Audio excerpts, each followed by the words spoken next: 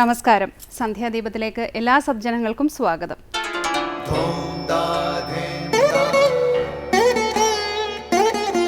ശുഭം ഭവതു കല്യാണമായുസാരോഗ്യവർദ്ധനം സർവദുഃഖ വിനാശായ സന്ധ്യാദീപം നമോസ്തുതേ. നാമം ജപായനം പുണ്യം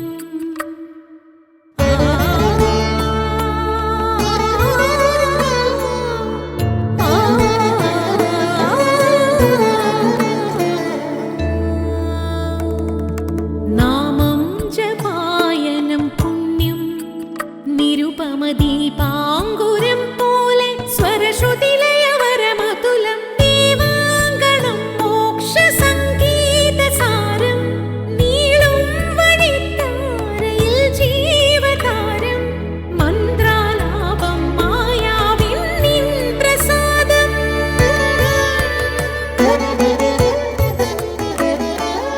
ഇരുൾ നീങ്ങിയുണരുന്ന തെളിനാളദീപം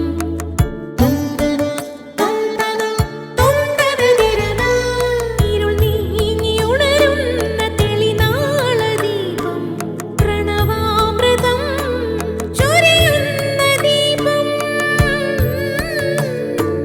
ദീപം ദീപം ദീപം ദീപം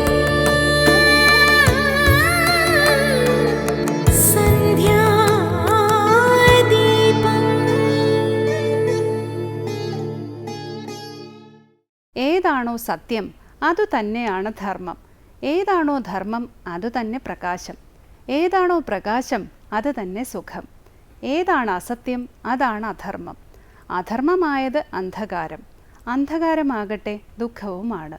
ഇങ്ങനെയാണ് മഹാഭാരതത്തിലെ ഒരു ശ്ലോകം വിവരിക്കുന്നത്. സത്വിചാരം, സദ്ഭാവന, സത്കർമ്മം, സന്തോഷം, സരളത, സാധന എന്നിവയിൽ സത്യത്തെ സേവിച്ചു കൊള്ളാനാണ് മഹാഭാരതം പറയുന്നത്. ഇങ്ങനെ പുരുഷാർത്ഥ സിദ്ധിക്ക് പരിശ്രമിക്കുന്നവർക്ക് സമൃദ്ധിയും ഉന്നതിയും ഉണ്ടാകുന്നു. അതികഠിനമായ അന്ധകാരമാകുന്ന സംസാരം കടക്കുവാൻ ആഗ്രഹിക്കുന്നവർക്ക് ഒന്നിലും അധികമായ ആസക്തി ഉണ്ടാകരുത്. ആസക്തികൾ ധർമാർത്ഥ കാമമോക്ഷങ്ങളെ നശിപ്പിക്കുന്നതാണ്. 4 പുരുഷാർത്ഥങ്ങളിൽ വെച്ച് മോക്ഷമാണ് ഏറ്റവും ഉത്കൃഷ്ടമായ ഫലത്തെ നൽകുന്നത്. മറ്റ് 3 പുരുഷാർത്ഥങ്ങളും മരണഭയം സദാ ഓർമ്മപ്പെടുത്തുന്നു. സകല ജീവികളും സുഖത്തെ കാംക്ഷിക്കുന്നു. പക്ഷേ അവരുടെ ഏറ്റവും ഉത്കൃഷ്ടമായ പുരുഷാർത്ഥം മോക്ഷമാകുന്നു എന്നാണ് മഹാഭാരതം പറയുന്നത്. തുടർന്ന് നമുക്ക് ശ്രീ കാവാലം ശ്രീകുമാർ പ്രശ്നോത്തര രത്നമാലിക ആലപിക്കുന്നത് കേൾക്കാം.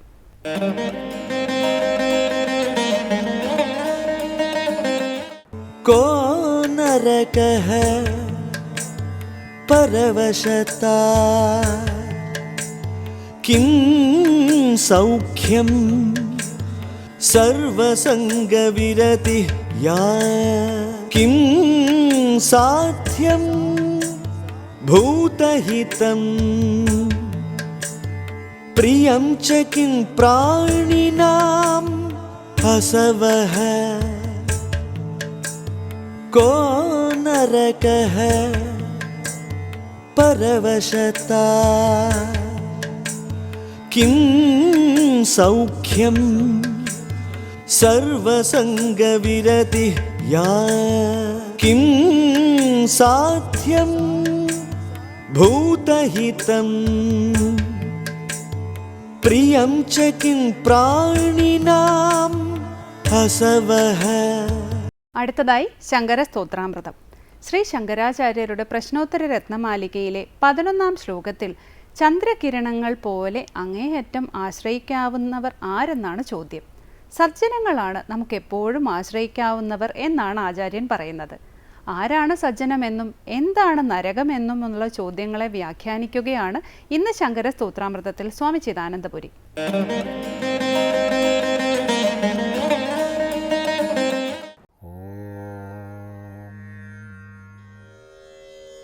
ഗുരുർബ്രഹ്മാ ഗുരുർവിഷ്ണു ഗുരുർദേവോ മഹേശ്വരഃ ഗുരുസാക്ഷാത് പരം ബ്രഹ്മ തസ്മൈ ശ്രീ ഗുരവേ നമഃ.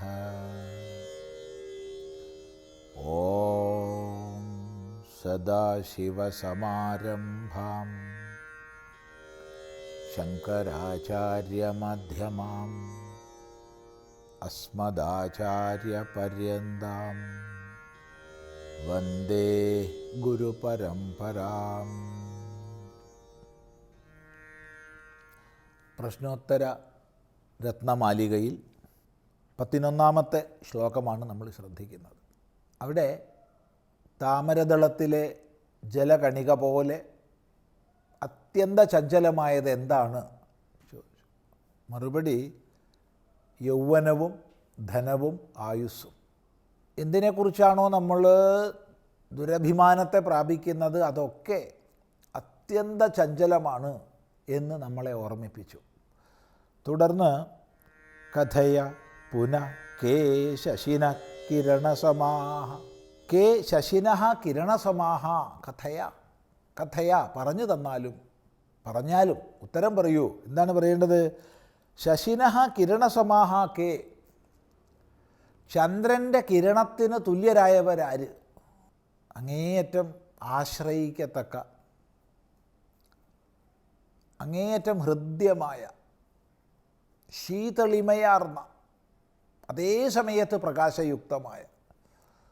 ഇപ്പോൾ സൂര്യൻ അങ്ങേയറ്റത്തെ പ്രകാശത്തെ തരുന്നു, പക്ഷേ സൂര്യനിലേക്ക് നോക്കാൻ കഴിയുന്നില്ല, ചുട്ടു പൊള്ളുകയാണ്, കണ്ണ് മഞ്ഞളിച്ചു പോവുകയാണ്. എന്നാൽ ചന്ദ്രകിരണങ്ങളാകട്ടെ പ്രകാശയുക്തങ്ങളെങ്കിലും അവ ശീതളമാണ്, അമൃതസമമാണ്, ഹൃദ്യമാണ്. അതുപോലെ ചന്ദ്രൻ്റെ കിരണങ്ങളെപ്പോലെ ഉള്ളവരാരാണ്? ഇതാണ് ചോദ്യം. മറുപടി സജ്ജന ഏവ, സജ്ജനങ്ങളാണ്. സജ്ജനങ്ങളെന്ന് പറഞ്ഞാൽ പല തലങ്ങളിൽ നമുക്ക് അർത്ഥം കാണാം. താൻ സത് സ്വരൂപമാണെന്ന ബോധസാക്ഷാത്കാരത്തിൽ കഴിയുന്ന ബ്രഹ്മനിഷ്ഠനാണ് ഉയർന്ന അർത്ഥത്തിൽ സജ്ജനം. കാരണം സത്ത് എന്ന് പറഞ്ഞാൽ ഉള്ളത്, ഉണ്മ. സത്ത് ബ്രഹ്മവാചകമാണ്, ബ്രഹ്മനാമമാണ്. ഓം തത്സദിതി നിർദ്ദേശോ ബ്രഹ്മണ ത്രിവിധ സ്മൃത എന്ന് ഭഗവത്ഗീത പറയുന്നത് ശ്രദ്ധിക്കുക. അപ്പോൾ സത്ത് ബ്രഹ്മനാമമാണ്. സ്വയം അഹം ബ്രഹ്മാസ്മി എന്നുള്ളതായ ബോധസാക്ഷാത്കാരത്തിൽ അഭിന്ന വൃത്തിയിൽ പരമാത്മസ്വരൂപമായി കഴിയുന്നവനാരോ ആ വിജ്ഞാനിയാണ്, സാക്ഷാത്കാര സമ്പന്നനാണ് വാസ്തവത്തിൽ സജ്ജനം. ഇനി അത്രയ്ക്ക് അങ്ങോട്ട് പോയില്ലെങ്കിൽ ധർമ്മത്തിനനുസൃതമായി ലോകത്തിൽ ജീവിച്ച് കൃതാർത്ഥന്മാരായിരിക്കുന്നവർ, തനിക്കും മറ്റുള്ളവർക്കും ഹിതമായത് ചെയ്യുന്നവർ, അങ്ങനെയുള്ള ശ്രേഷ്ഠന്മാരാണ് സജ്ജനങ്ങൾ. പറയുന്നത് പ്രവർത്തിക്കുന്നവർ, ആർജവത്തോടു കൂടിയവർ, അവനെ പറ്റിക്കണം അവളെ പറ്റിക്കണം എന്നുള്ള ചിന്തയില്ലാത്തവർ, പുറമേ മറ്റൊരു പ്രകാരം പ്രദർശിപ്പിച്ച് അകത്ത് വേറൊരു പ്രകാരം ജീവിക്കുന്ന മായാവിത്വമില്ലാത്തവർ, അങ്ങനെയുള്ളവരൊക്കെ നമുക്ക് സജ്ജനമെന്ന് പറയാം. ചുരുക്കമായി പറഞ്ഞാൽ ശാസ്ത്രങ്ങളും ആചാര്യന്മാരും അനുശാസിക്കുന്ന ജീവിതമാർഗത്തെ പിന്തുടരുന്നവരാരോ അവരാണ് സാധുക്കൾ, സജ്ജനങ്ങൾ. ഇപ്പോൾ സാധുജനങ്ങളാണ് ലോകത്തിൽ ചന്ദ്രൻ്റെ കിരണങ്ങളെപ്പോലെ സമാശ്രയിക്കത്തക്കവർ. അവരെ കാണുന്നത് തന്നെ ആനന്ദം, അവരുമായി ഇടപഴകുന്നത് ആനന്ദം. അവർ പ്രകാശത്തെ പരത്തുന്നു, അത് അമൃതത്തെ പരത്തുന്ന പ്രകാശമാണ്. അതുകൊണ്ട് നാം ആശ്രയിക്കേണ്ടത് സജ്ജനങ്ങളെയാണ് എന്ന് ഇവിടെ പറയുക ചെയ്യുന്നത്. തുടർന്ന് കോ നരകഃ പരവശത കിം സൗഖ്യം സർവസംഗവിരതിർയാ കിം സത്യം ഭൂതഹിതം പ്രിയം ച കിം പ്രാണിനാമസവഃ.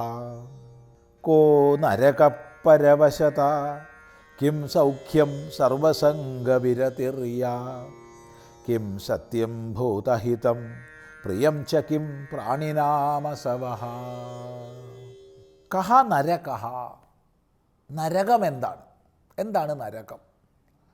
ഇപ്പോൾ നരകം എന്താണെന്ന് സാമാന്യമായി ചോദിച്ചാൽ നമ്മൾ വിവിധ തരം കർമ്മഫലങ്ങളെ അനുഭവിക്കാനുള്ള, ദുഷ്ടകർമ്മഫലങ്ങളെ അനുഭവിക്കാനുള്ള മേഖലകളാണ്.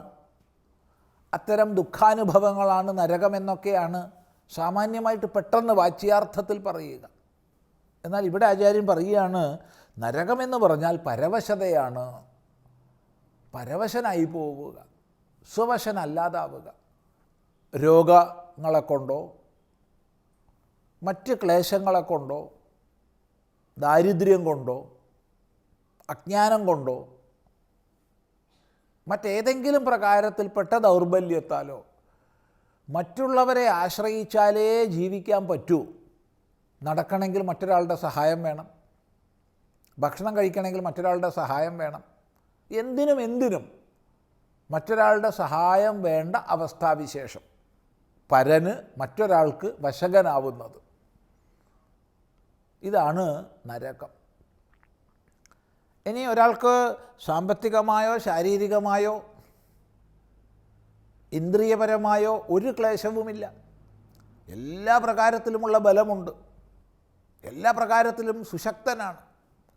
പക്ഷേ ഏതെങ്കിലും പ്രകാരത്തിൽ സ്ത്രീയോടോ പുരുഷനോടോ മറ്റാരോടെങ്കിലുമോ വിധേയത്വം വന്ന് അവർക്കടിമയായിപ്പോയി അവർ പറയുന്നത് പോലെ പ്രവർത്തിക്കേണ്ടുന്ന അവസ്ഥാവിശേഷം ജീവിതത്തിൽ വന്നാൽ അതും പരവശതയാണ്.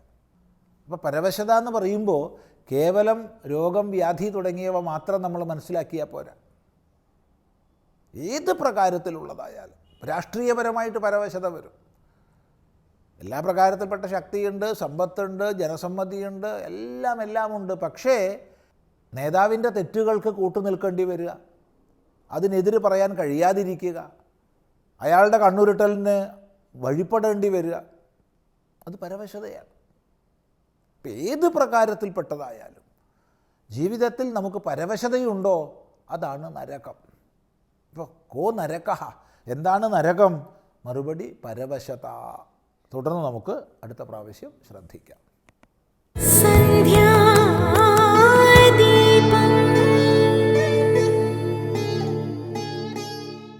അടുത്തതായി സനാതനധർമ്മം.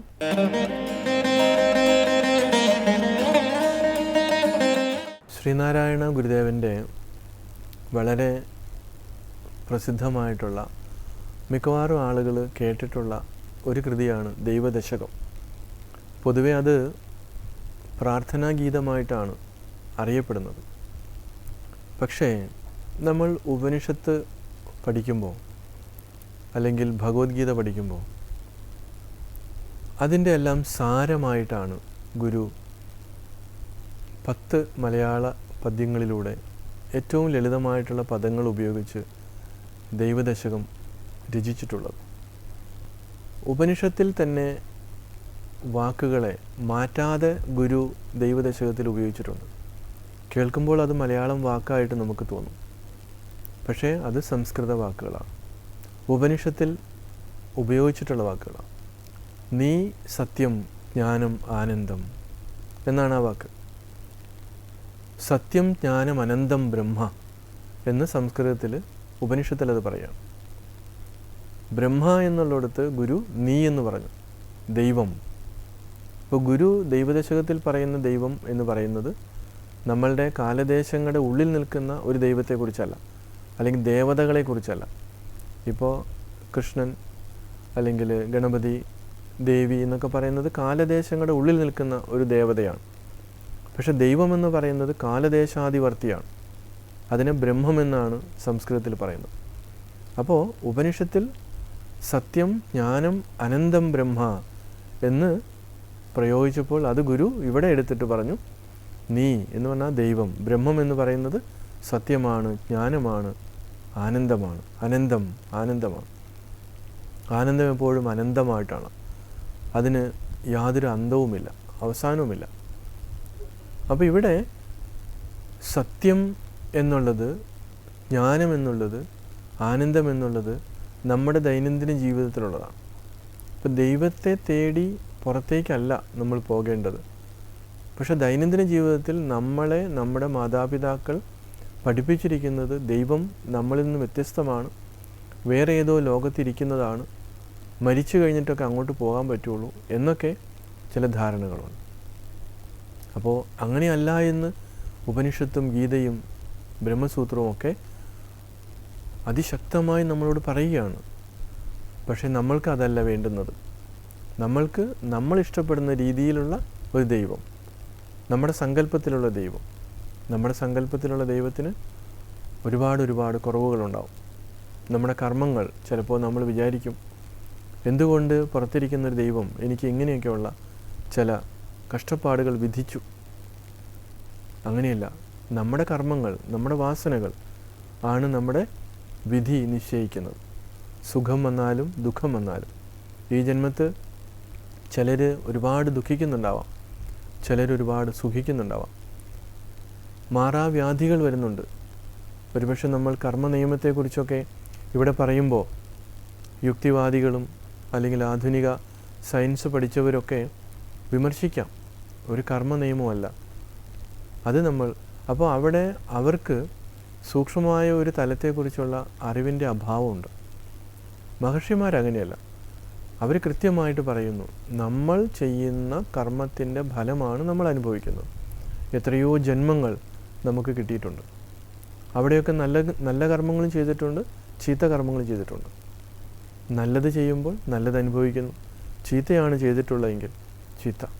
അപ്പം നമ്മൾക്ക് ഒരുപാട് ചീത്തയായിട്ടുള്ള കാര്യങ്ങളാണ് നമ്മൾക്ക് നടക്കുന്നതെങ്കിൽ നമുക്ക് തീരുമാനിക്കാം അത് നമ്മൾ തന്നെ മുൻ ജന്മങ്ങളിൽ ചെയ്തിട്ടുള്ള ചീത്തയായിട്ടുള്ള കർമ്മത്തിൻ്റെ ഫലമാണ്.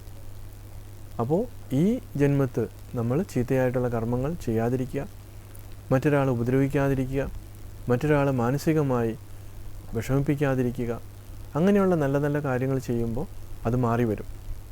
അപ്പോൾ ഇവിടെ ഇതിനെക്കുറിച്ചൊക്കെയുള്ള കൃത്യമായിട്ടുള്ള അറിവാണ് നമുക്ക് വേണ്ടുന്നത്. അപ്പോൾ ദൈവം നമ്മുടെ ഉള്ളിലിരിക്കുന്ന ആ ചൈതന്യമാണ് എന്ന് തിരിച്ചറിയുക, അതാണ് ജ്ഞാനം. ഈ എന്നെക്കുറിച്ച്, ഈ ഉള്ളിലിരിക്കുന്ന ചൈതന്യത്തെക്കുറിച്ചുള്ള അറിവാണ് നമുക്ക് വേണ്ടുന്നത്. ബാഹ്യമായിട്ടുള്ള അറിവുകളെല്ലാം അത് പരിമിതമാണ്.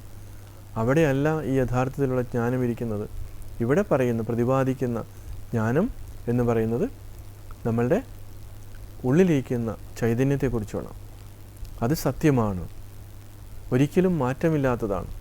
3 കാലത്തിലും മാറ്റമില്ലാതെ ഇരിക്കുന്നതിനാണ് സത്യമെന്ന് പറയുന്നത്. സത്യം വദ, പ്രിയം വദ, ഹിതം വദ. അത് നമ്മൾ വ്യവഹാരത്തിൽ പറയുന്ന ചില കാര്യങ്ങളാണ്.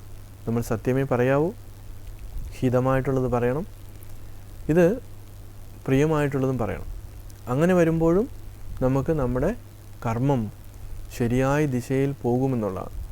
നമ്മൾ സത്യം പറയാതെ തൊട്ടതിനും പിടിച്ചതിനൊക്കെ നുണ പറയുന്ന ശീലമുള്ള ആളുകളുണ്ട്. ഒരു കാര്യമില്ലെങ്കിൽ അവർ നുണ പറയും. അത് വളരെ മോശമാണ്. പിന്നീട് അതിന് വലിയ വില കൊടുക്കേണ്ടി വരും. പക്ഷേ ചില സ്ഥലത്ത് നമുക്ക് സത്യമായി പറയാൻ ബുദ്ധിമുട്ടുണ്ടാവും. പക്ഷേ അത് പ്രിയമായ രീതിയിൽ നമ്മൾ പറയുക, ഹിതമായ രീതിയിൽ പറയുക. അപ്പോൾ അങ്ങനെ അത് നമ്മുടെ ഒരു കോമൺ സെൻസ് ഉപയോഗിച്ചാണ് പറയുന്നത്. അപ്പോൾ ഇവിടെ പറയുന്ന ഗുരു ദൈവദശകത്തിൽ പറയുന്ന സത്യമെന്ന് പറയുന്നത് 3 കാലത്തിലും മാറാതെ നിൽക്കുന്ന ആ ചൈതന്യത്തെയാണ്. അതിനെക്കുറിച്ചുള്ള അറിവാണ് നമുക്ക് വേണ്ടുന്നത്. ആ അറിവ് നേടുമ്പോഴോ അതാണ് ആനന്ദം. തിരിച്ചറിയുമ്പോൾ അത് ആനന്ദ സ്വരൂപമാണ്. നമ്മൾ ഗാഠനിദ്രയിൽ, അതല്ലെങ്കിൽ നമ്മൾ മനസ്സ് എവിടെയാണോ പൂർണ്ണമായും ഇല്ലാതാകുന്നത്, അവിടെയാണ് നമുക്ക് ആനന്ദം കിട്ടുന്നത്. മനസ്സുള്ള സ്ഥലത്ത് നമുക്ക് ആനന്ദമില്ല. മനസ്സ് പരിപൂർണമായും ഇല്ലാതാകുമ്പോൾ, അപ്പോൾ ധ്യാനത്തിൻ്റെ ആഴങ്ങളിലേക്ക് പോകുമ്പോൾ നമുക്കത് കിട്ടും. ഇനി അങ്ങനെ ധ്യാനത്തിൻ്റെ ആഴങ്ങളിലേക്ക് പോകാതെ നമുക്ക് അനുഭവിക്കാൻ പറ്റുന്ന ഒന്നാണ് ഗാഠനിദ്ര. ഡീപ്പ് സ്ലീപ്പിലും നമുക്ക് ആനന്ദമാണ് കിട്ടുന്നത്. അപ്പോൾ ഇങ്ങനെ ആ അനന്തമായിട്ടുള്ള ആനന്ദത്തിലേക്ക് നമുക്ക് എത്തിപ്പെടാനായിട്ട് നമുക്ക് സാധിക്കണം. നമ്മുടെ ജന്മം, മനുഷ്യജന്മം അപ്പോൾ മാത്രമാണ് കൃതകൃത്യമാകുന്നത്.